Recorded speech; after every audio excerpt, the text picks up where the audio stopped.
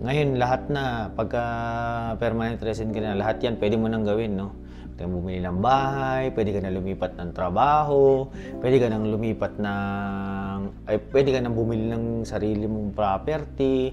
Kasi yun nga, makukuha mo na yung pamilya mo, yung mga ganyan.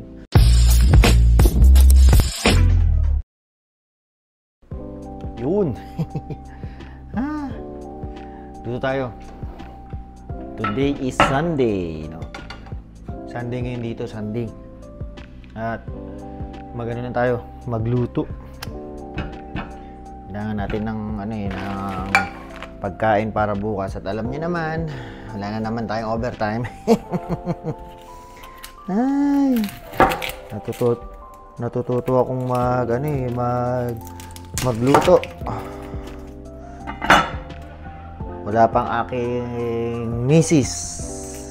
Kaya namimiss ko lalo yung aking misis kasi pag gusto mo ng pagkain, nandyan lang ang pagkain, magluluto. Ay, sa ngayon wala pa kaya ako ang cook ng aking kapatid Jasmine doon sa taas. At mag-ano na raw siya, mag-i-start na raw siya ng kanyang video. Ewan ko.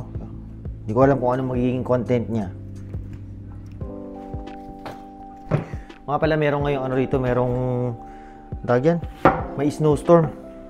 May snowstorm ngayon dito. Ang lakas. Parang kanina lang nagsimula nung paano kami mag-grocery. Tapos nga pala, namili na rin kami ng mga mga gamit. Bumili kami nitong sopa. Tapos bumili na rin si Jasmine ng kanyang higaan. Sa akin, hindi pa ako nakabili ng higaan ng mga bata kasi sunod-sunod ay sabay-sabay yung mga gastos. Kailangan bayaran muna isa-isa lang. Medyo malayo pa naman yung yung punta nila dito, kaya pwede pa nating unti-untiin yung mga binibili. Susunod na natin yung mga higaan namin ni Rochelle sa nung dalawang bata sunod. Kasi syempre, hindi lang yun yung bibilin mo. Bibili ka pa ng mga comforter, ganyan. Buti na lang, ang dating nila dito spring na sa summer. Hindi na ganun kalamig, kaya kahit hindi mo na mag-comforter. So yun, ang gusto kong pagkwentuhan. Diba ngayon, alam niyo naman, paulit-ulit, permanent resident na ako, no? So ano nang next? Ano nang next na pwedeng gawin pagka permanent resident na? Syempre, ang obvious mo naman na gagawin pagka ikaw permanent resident na, kunin na yung pamilya, di ba? So ito na nga. Kukunin na natin sila. Sunod, pag nakuha mo na yung mga pamilya, so ano na isusunod natin? Ano bang ginagawa ng mga Pilipino rito pagka yung na permanent resident na sila, no? Usually yan, pagdating ng family mo rito, dun yun na i-discuss yung mga next step niyo. Tulad ng kung bibili ba kayo ng bahay kaagad, bibili ng sasakyan, ganyan. Or mag-aaral ba kayo uli? Kung gusto nyo kasi syempre, gusto nyo gumanda lalo ang kalidad ng buhay nyo rito, mas maganda mag-aaral kayo. Mag-aaral ba? Kasi, dati kasi, kung kunyari ikaw temporary foreign worker pa, hindi ka rin naman makapag-decide ng kung mag-aaral ka. Kasi, pagka hindi ka pa PR dito, napakamahal ng tuition. Parang, times 3 ng tuition dito sa pinost ko yan sa FB page ko. Times 3 yung mahal ng tuition. Kaya yung iba hindi pa talaga nag-aaral. Ngayon, PR na. Pwede na mag-aral, di ba? Doon mo ngayon makikita yung kung ano na yung magre-research ka na ngayon kung ano yung mga pwede mong pag-aralan. Hindi yun hindi yung basta-basta na mag-aaral ka lang tulad ng mga ano ba 'to, yung mga international student, banat ng banat kung ano yung mga mga aralin. Hindi dapat ganoon. Kasi kada province iba yung in demand na trabaho. So,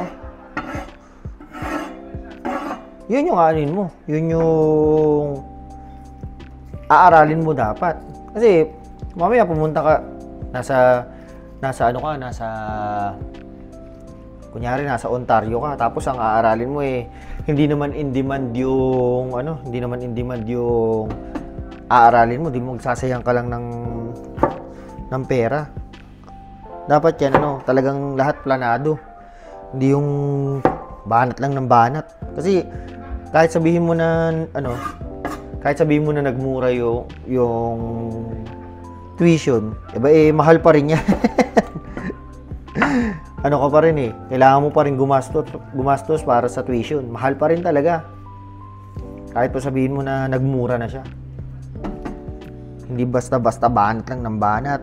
Gusto ko mag-aral nito. Pero yung iba naman kasi, ang ginagawa, pinupurso yung kanilang trabaho na rin dati sa Pilipinas. Pwede naman 'yun. 'Di ba? Tapos aral. Yan yung isang option.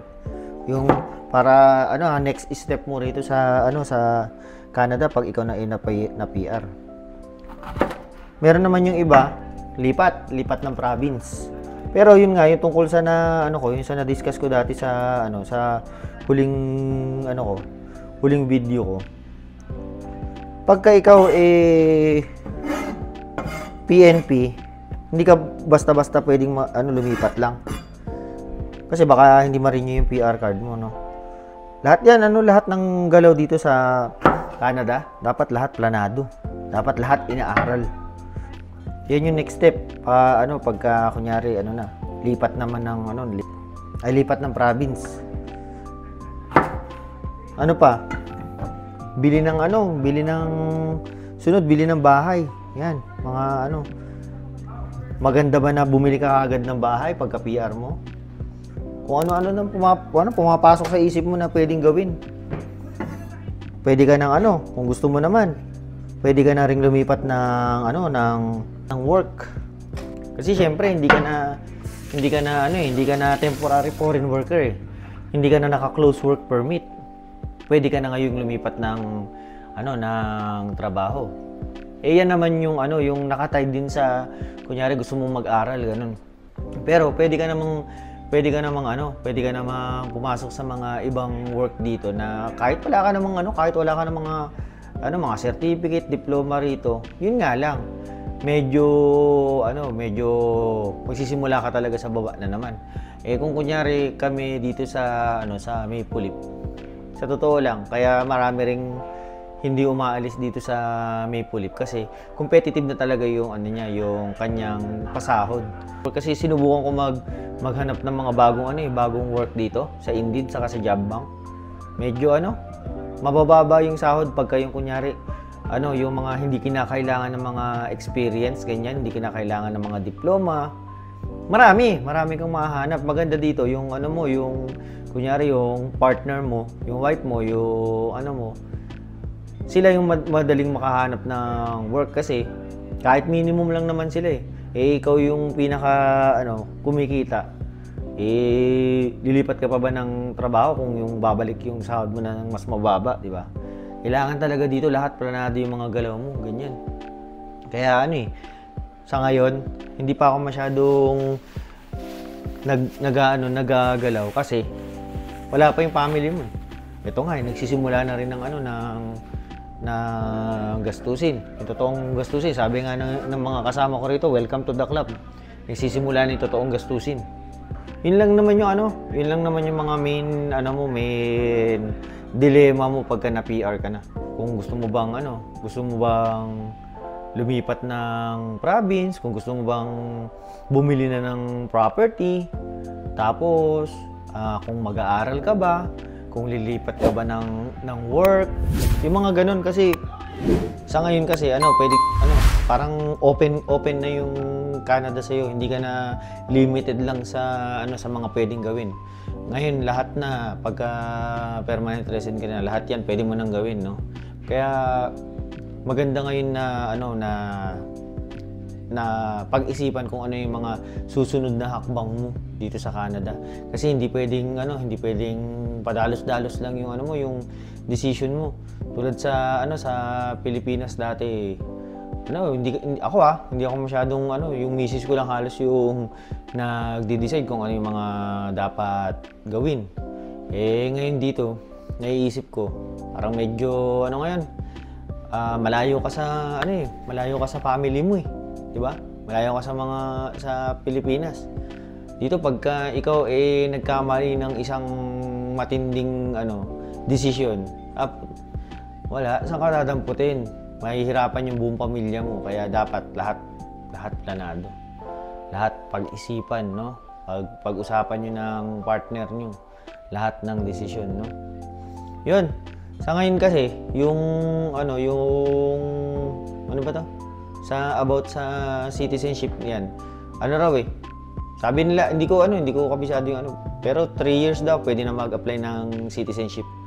Another 3 years na naman, no. Kung kailan tumatanda na, ang daming hinihintay. Ang lakas ng snowstorm, grabe. Sobrang kapal na ng snow sa labas. Pero sana bukas, yun nga, hindi pa rin namin alam pala kung mayroong pasok bukas. Lalo na yung mga pang-umaga. Kasi sa ngayon daw, pagka Sunday, walang masyadong naglilinis ng kalsada. Yung mga main road kasi dinadaanan niyan ng linis-linis eh. Yung nag-aalis ng ng mga snow sa daan. Yun nga, bumiyahe pa sila Yorme ngayon nasa airport. At hinatid yung isang kasama namin na uuwi ng Pilipinas. No? Sana all makakauwi ng Pilipinas. Yun lang. Hindi ko alam kung matino yung video ko na to. Hindi ko alam kung ano mga sasabihin. Pero yun. Yun kasi yung madalas na mga nasa isip ko kung ano na yung mga saka yung mga gastusin. Nagpapatong-patong na. Sisimula na talaga, no? Sige na, like, share, subscribe yung mga ganyan. Alam yun eh. Paalam.